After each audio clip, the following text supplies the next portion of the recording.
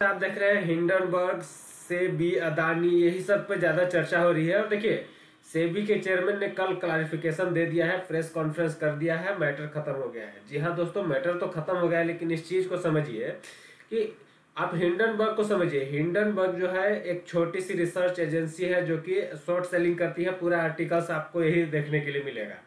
देखिए, अगर इस टाइप से कोई अगर अपने प्रॉफिट के लिए कर रहा है तो सेबी के पास तो पूरा ये होता है ना, रेगुलेटरी बॉडी है। आप केवल इंडियन लोगों को देखिए, इंडियन स्टॉक मार्केट में केवल इंडियन लोग ही इन्वेस्ट नहीं करते हैं। तो इस चीज को आप समझिए कि स्टॉक मार्केट है, स्टॉक मार्केट को रेगुलेट करती है सेबी। और सेबी क्या कर रही है, सेबी के चेयरमैन पे कोई आरोप आ रहा है तो एक प्रेस कॉन्फ्रेंस कर दे रही है, बात खत्म हो जा रहा है। जी हाँ दोस्तों, बात तो खत्म हो जा रहा है, लेकिन उस पर क्या एक्शन ले रहे हैं। उसने आप पे इतना बड़ा आरोप लगाया, आप अपने ये बता दिया कि हमने हमारा ये कनेक्शन नहीं है, हमारा ये नहीं है, वो नहीं है। चलिए ठीक है, उस चीज को मान लिया जाता है, कोई दिक्कत नहीं है। लेकिन एक सिंपल सा क्वेश्चन है कि इंडिया में कोई रिसर्च एनालिस्ट इस टाइप से करता तो क्या आप इतना क्लैरिफिकेशन देके छोड़ देते? जी नहीं, ऐसा नहीं करते आप। बहुत सारे एक्शन होते हैं, बहुत सारे आपसे मतलब क्वेश्चन आंसर किए जाते हैं। और देखिए, अगर आप सही है तो ठीक है, अच्छी बात है, कोई दिक्कत नहीं है। अगर हिंडनबर्ग सही है तब भी ठीक है, अच्छी बात है।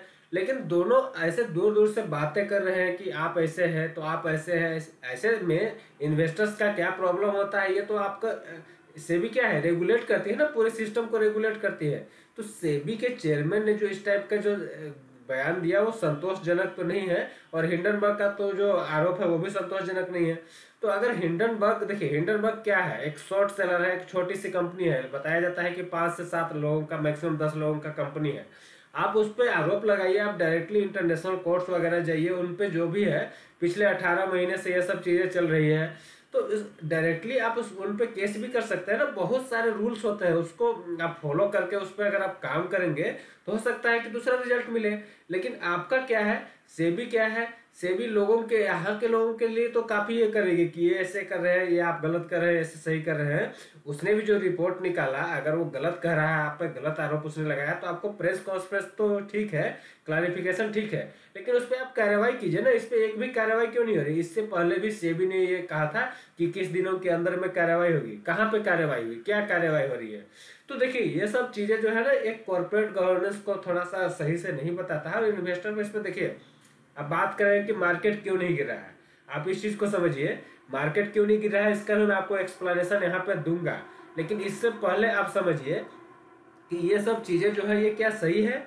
इस टाइप से कोई एक दूसरे पे, और देखिए छोटा मोटा आरोप नहीं है दोस्तों, एक सेबी के चेयरपर्सन पे आरोप लगाया जा रहा है, जो कि इंडिया के पूरे मार्केट को रेगुलेट करती है। मार्केट में कुछ भी होता है, आपने कई बार देखा कि सेबी ने इन्वेस्टर्स के लिए क्या किया, मार्जिन के रूल लगाए, ये किया, वो किया, बहुत सारा चीज ऐसे करती है जिससे सेबी लगता है कि इन्वेस्टर्स का ध्यान दे रही है। अब सेबी का चेयरमैन जब इस टाइप की बातें कर रहे हैं, उन पे जब आरोप लग रहे हैं, तो एक क्लैरिफिकेशन दे दिए, उसके बाद बात खत्म हो गई। देखिए, ये आप सही माने गलत माने, देखिए हमारा व्यू है, आप कमेंट बॉक्स में जरूर लिखिएगा कि आपका क्या व्यू है। लेकिन मुझे जो समझ में आ रहा है, जो चीज समझ में दिख रहा है कि देखिए, ये ऐसे करने से तो आप देखिए, आप है, आपका गवर्नमेंट है, आप इस पे एक्शन ले सकते हैं ना। वो जो भी है, कोई भी गवर्नमेंट पे किसी भी पे भी कुछ भी आरोप लगा देगा और आप उसको सहते रहेंगे, ऐसा तो जरूरी नहीं है। आप देखिए, इंटरनेशनल कोर्ट्स होते हैं, इंटरनेशनल रूल्स होते हैं, उनको आप फॉलो कर सकते हैं। नहीं होते हैं तो इंटरनेशनल रूल्स बनाया जा सकता है। आप पे कोई भी आरोप लगा देगा और मेरे पे कोई भी आरोप लगा देगा, मैं सहते रहूंगा। आप पे कोई भी आरोप लगा देगा तो फिर ऐसे में तो फिर मार्केट में इन्वेस्टमेंट करने का कोई मतलब नहीं बनता है। इसमें आप कोई भी इन्वेस्टमेंट करेंगे तो इसमें कॉन्फिडेंस आएगा क्या? आप लोग साइकोलॉजी साइकोलॉजी की बात करते हैं, अगर इस टाइप की चीज़ों में अगर आपका साइकोलॉजी डिस्टर्ब होगा, आप इन्वेस्टमेंट ट्रेडिंग कर पाएंगे क्या? तो ये जो है एक थोड़ा सा इशू देखिए ऑलरेडी रिजॉल्व हो चुका है। लेकिन देखिए, ये एक सेटिस्फेक्शन वाला चीज़ नहीं हुआ कि उसने आरोप लगाया, आपने क्लैरिफिकेशन दे दिया, बात खत्म। अगर उसने गलत आरोप लगाया, आप पे गलत आरोप लगाया है, तो उस पर आप उस पर कार्रवाई कीजिए ना कि क्यों इस टाइप से कर रहा है। पहले भी इस टाइप का लगा चुका है और वो मान नहीं रहा है। तो जब तक वो अपने तरफ से ये एक्सेप्ट ना कर ले, तब तक तो ये नहीं कहा जा सकता ना कि वो आरोप लगाया ये गलत है और आपने जो कह दिया वो भी सही है या फिर गलत है। देखिए, मैं इसमें ये नहीं कह रहा हूँ कि कौन गलत है कौन सही है, लेकिन जो इस टाइप की चीजें होती है, इस टाइप के जो बात चलते हैं ना, इसमें क्या होता है कि इन्वेस्टर को काफी ज्यादा प्रॉब्लम होता है। आप से भी हैं और बहुत सारे लोग जो वीडियोस को देख रहे हैं, और सबको मालूम है कि देखिए, रेगुलेट अगर आप कर रहे हैं तो सभी तरीके से रेगुलेट कीजिएगा ना। किसी के न्यूज़ के कारण जो जबरदस्ती न्यूज़ फैला रहा है उसके कारण मार्केट में वोलेटिलिटी हो जाती है, उससे क्या होता है, आम इन्वेस्टर को प्रॉब्लम होती है नहीं होती है? आप कमेंट बॉक्स में जरूर लिखिएगा दोस्तों। अब देखिए इंडियन मार्केट क्यों नहीं गिर रहा है, इससे पहले आप जापान के मार्केट को समझिए। एक बार जापान का मार्केट देखिए, आप निकाई का मार्केट को देखिए, उसके बाद मैं आपको समझाऊंगा।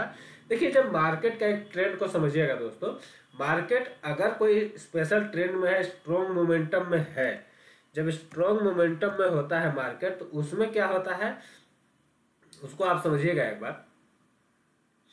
मार्केट अगर स्ट्रॉन्ग मोमेंटम में हो तो क्या होता है वहां पे कि जो निगेटिव न्यूज होती है ना उसका ज्यादा असर नहीं होता है। इसको मैं आपको एक्सप्लेन करूंगा, और इसके अलावा अगर मार्केट वीक हो तो वहां पे क्या होता है उसको भी एक्सप्लेन करूंगा। तो जापान का मार्केट को देखते हैं।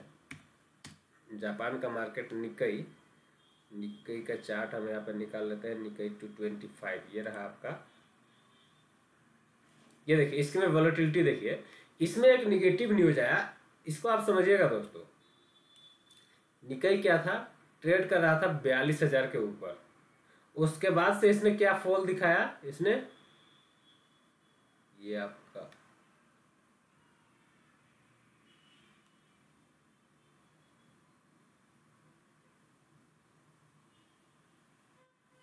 देखिए ये कौन सा लो लगाया है, ये 30,000 के नीचे का लो लगाया है। समझ रहे हैं आप क्या हो रहा है इसमें? यहाँ पे देखिए इसने 42,000 से ऊपर का ट्रेडिंग किया, और इसका परसेंटेज वाइज देख लीजिए कितना परसेंट ये गिरा है। देखिए एग्जैक्टली वही इंडेक्स नहीं हो सकता, इसलिए मैं एक बार थोड़ा सा चेक कर रहा था। देखिए निकाई का ही एग्जैक्टली इंडेक्स जापान का ही है। तो कई बार क्या होता है कि अलग अलग एक्सचेंजेस पे इनके फ्यूचर वगैरह भी ट्रेड होते हैं, तो एग्जैक्टली जो आप देखते हैं डेली शायद वही नहीं हो, लेकिन लेवल ऑलमोस्ट आपको सेम मिलेंगे। 28-30% मार्केट गिर चुका है। आप इसको समझिए कि 28 से 30% मार्केट गिर जा रहा है। और ये जो गिर रहा है क्यों गिर रहा है, क्योंकि इसमें निगेटिव न्यूज आया। ठीक है, अभी क्यों गिरा इसका थोड़ा सा लॉन्ग टर्म चार्ट को देखिए, मंथली चार्ट को देखिए। क्या है कि लॉन्ग टर्म में ये जो है ना एक इंपॉर्टेंट रेजिस्टेंस पे आया था। देखिए फ्यूचर का चार्ट है, एक्चुअली मैं इसका मैं एक ओरिजिनल चार्ट आपको निकाल के दिखा रहा हूँ, जस्ट अ मिनट। निकाई ये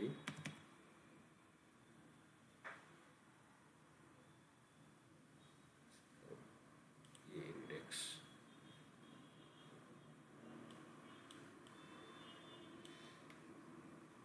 ये देखिए अगर मार्केट रेजिस्टेंस पे आ जाए ना, और ट्रेंड देखिए मार्केट ये जो इसका लॉन्ग टर्म मंथली चार्ट में आप देख रहे हैं कि ये देखिए एक बहुत बड़े रेजिस्टेंस को देखिए दोस्तों, लगभग 30-35 साल के बाद इस रेजिस्टेंस के पास पहुंचा था। 1990 में इसने हाई लगाया था, और उसके बाद ये पूरा लॉन्ग टर्म में एक डाउन ट्रेंड में था।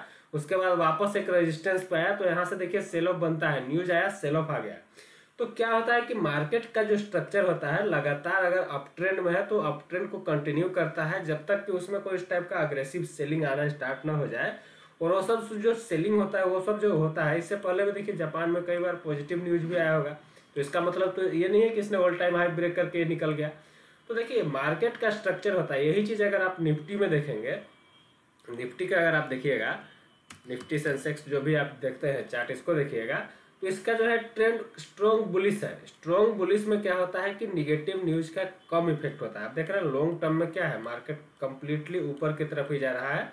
कोई भी क्राइसिस आया चाहे कुछ भी आया, लेमन ब्रदर क्राइसिस के बाद देखिए जापान का मार्केट देखिए, और इसको देखिए लेमन ब्रदर क्राइसिस में वो कहाँ था, वो 1990 से वो अभी तक प्रीवियस हाई को नहीं ब्रेक करने पाया है। और ये देखिए ये 2008 का जो निफ्टी का हाई था वो था 6,000 के आसपास में, और अभी देखिए 24,000 चल रहा है, तो वहां से 4 गुना हो चुका है। तो देखिए इंडियन मार्केट अलग है, उसमें सेबी चेयरमैन या फिर किसी और का इसमें कोई एक्सप्लेनेशन नहीं है। ठीक है, इंडिया की जो इकोनॉमी है वो डिफरेंट टाइप से अभी काम कर रही है। जैसे पहले जापान की करती थी, तो अभी क्या है कि जापान काफी लंबे टाइम से कंसोलिडेशन में चल रहा है, करेक्टिव फेज में चल रहा था, कंसोलिडेशन फेज में चल रहा है। लेकिन यहाँ पे हमारा जो ट्रेंड है, निफ्टी का ट्रेंड है, ऊपर की तरफ है। तो इसमें ये सब न्यूज का उतना ज्यादा इफेक्ट हो ये जरूरी नहीं होता है। इसलिए मैं आपके साथ ये सब चीजें डिस्कस करता हूँ कि देखिए स्मॉल इन्वेस्टर्स का भी ध्यान में रखना चाहिए। बड़े बड़े लोग फाइट करें और इस बीच में स्मॉल इन्वेस्टर्स को प्रॉब्लम हो तो एक अच्छी बात नहीं होती है। तो ये सब चीज़ों पे मैं सेबी से रिक्वेस्ट कर रहा हूँ, मैं किसी पे आरोप वगैरह की बात नहीं कर रहा हूँ। लेकिन अगर हिंडनबर्ग ने गलत किया है, गलत आरोप लगाया है, तो उसके लिए उसका एक सजा होना चाहिए, उसके लिए कुछ प्लानिंग होना चाहिए और उस पर जरूर एक्शन लिया जाए।